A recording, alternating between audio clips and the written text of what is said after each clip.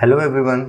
आज की इस वीडियो में हम सुप्रीम कोर्ट का एक ऑर्डर डिस्कस करेंगे। लेटेस्ट ऑर्डर है सुप्रीम कोर्ट का कि जो अक्यूज्ड हैं, जिसकी हमें पता है कि 138 नेगोशिएबल इंस्ट्रूमेंट एक्ट में जो ट्रायल चलता है उसमें अक्यूज्ड की पर्सनल प्रेजेंस हर हेयरिंग पे, कोर्ट की हर डेट पे पर्सनल अपीयरेंस अक्यूज्ड की नेसेसरी होती है।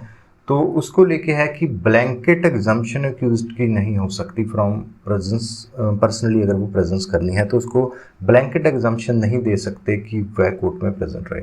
Blanket exemption in the sense कि उसको थ्रू आउट द ट्रायल, पूरे ट्रायल के दौरान उसको किसी भी डेट पे आने की जो छूट है, वो ना आने की छूट है, वो नहीं दे सकते। तो ये सुप्रीम कोर्ट का लेटेस्ट ऑर्डर है। केस का टाइटल है Mahesh Kumar Kejriwal versus Bhanju Jindal. Case number है SLP criminal number 3382 of 2022। 18 April 2022 की जजमेंट है, डिवीजन बेंच की जजमेंट है। इसमें SLP फाइल करी गई थी हाई कोर्ट के ऑर्डर के खिलाफ, जहां पे पिटिशनर की प्रेयर है पर्सनल एग्जम्पशन की all together from appearance in case, जो पूरे ऑल टुगेदर जो अपीयरेंस उसको देनी थी उस ट्रायल में, उसकी पर्सनल अपीयरेंस की एग्जम्पशन की एप्लीकेशन थी, उसको अलाउ नहीं किया गया और उसको ग्रांट नहीं करेगी एग्जम्पशन पर्सनल अपीयरेंस की। तो इस ऑर्डर के खिलाफ, हाई कोर्ट के खिलाफ SLP पिटिशनर ने सुप्रीम कोर्ट में फाइल करी। पिटिशनर ने सुप्रीम कोर्ट का एक case message Bhaskar industry versus Bhiwani denim apparels 2001 का ये केस है, इसको रेफर किया सुप्रीम कोर्ट में। ये डिसीजन था जो भास्कर इंडस्ट्री का, ये हाई कोर्ट के सामने भी रेफर किया गया, बट हाई कोर्ट ने ये इंडिकेट किया कि ये केस है वो the court was not dealing with the claim of blanket exemption from personal appearance. तो भास्कर के केस में ब्लैंकेट एग्जम्पशन की अपीयरेंस को, इशू को नहीं डील किया गया, तो इसीलिए भास्कर के केस इंडस्ट्री का जो फैक्ट है वो एप्लीकेबल नहीं होता।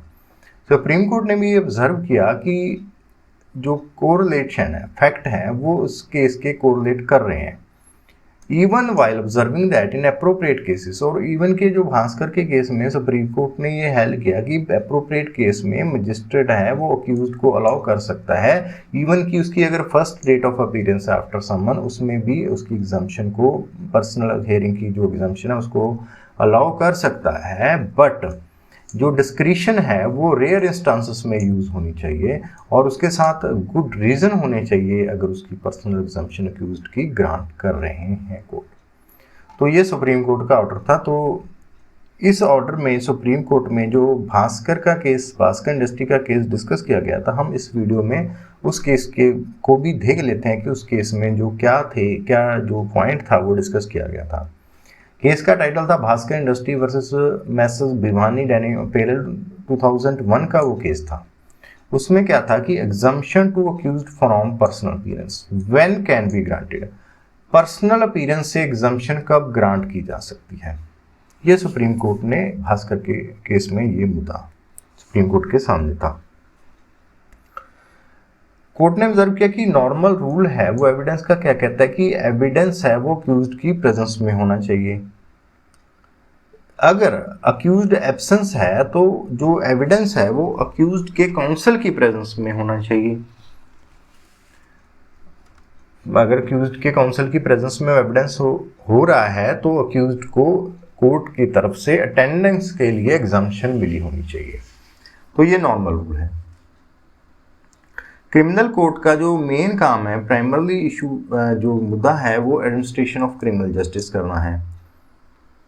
तो for that purpose proceeding of the court in the case should be registered progress.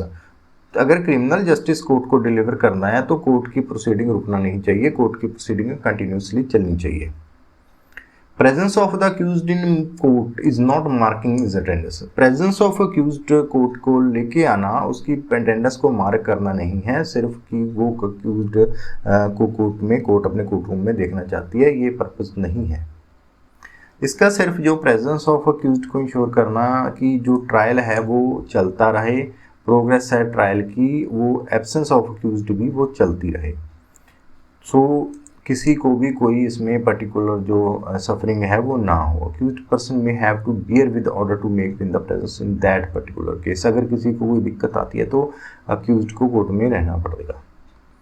Appropriate case में मजिस्ट्रेट है वो अलाउ कर सकता है कि accused even first date of appearance है, जो after summoning first date of appearance है, अक्यूज्ड है वो थ्रू काउंसिल वो अपीयरेंस कर सकता है। मजिस्ट्रेट है वो एम्पावर्ड है इस बात को लेके कि अक्यूज्ड की प्ली है वो रिकॉर्ड कर सकता है अगर उसका जो काउंसिल है अक्यूज्ड के बिहाफ पे कोर्ट में है, और अक्यूज्ड पर्सनली एग्जम्प्टेड है अपीयरेंस के लिए, उसका काउंसिल है, तो मजिस्ट्रेट है प्ली ऑफ अक्यूज्ड है वो रिकॉर्ड कर सकता है।